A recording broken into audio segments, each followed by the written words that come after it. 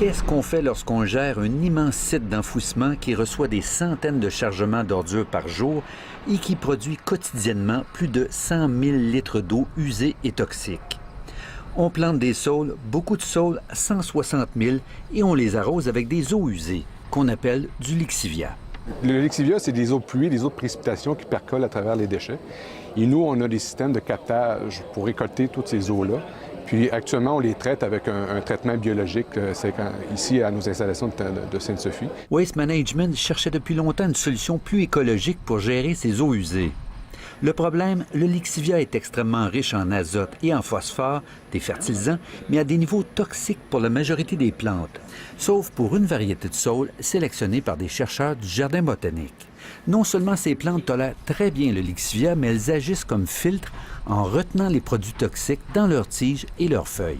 En plus, les saules, ils ont cette qualité, enfin ce défaut plutôt, c'est qu'ils consomment beaucoup d'eau. Alors quand on veut traiter des lixivia, c'est intéressant. On va les arroser avec de l'eau de lixivia en question, qu'ils vont absorber beaucoup, qui vont transpirer dans l'atmosphère, et c'est une façon de limiter le rejet à l'environnement ou à la rivière, si on veut. C'est une équipe de Polytechnique Montréal qui a conçu la recette de lixivia parfaite pour maximiser la croissance des saules. Ce que l'on a vu des résultats de l'année 1 dans des pots de 1 mètre cube, donc 1 mètre carré, 1 mètre de hauteur, c'est que ça permet de doubler la croissance des saules parce qu'il y a des nutriments, azote et phosphore, et potassium en particulier.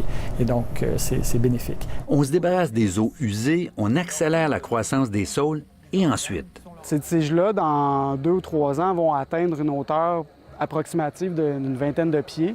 On va pouvoir les sélectionner pour les tresser, pour faire des panneaux anti-bruit, pour bloquer le bruit sur le bord de nos autoroutes. Donc, ça va être des produits végétalisés à faible empreinte environnementale et qui sont beaucoup plus attrayants que des solutions en béton, par exemple. Si tout va bien, Waste Management, qui possède 268 sites d'enfouissement en Amérique du Nord, croit pouvoir recycler de cette façon environ 25 à 30 de l'ensemble de ces eaux usées. À l'époque, c'était de l'agriculture qu'il y avait ici.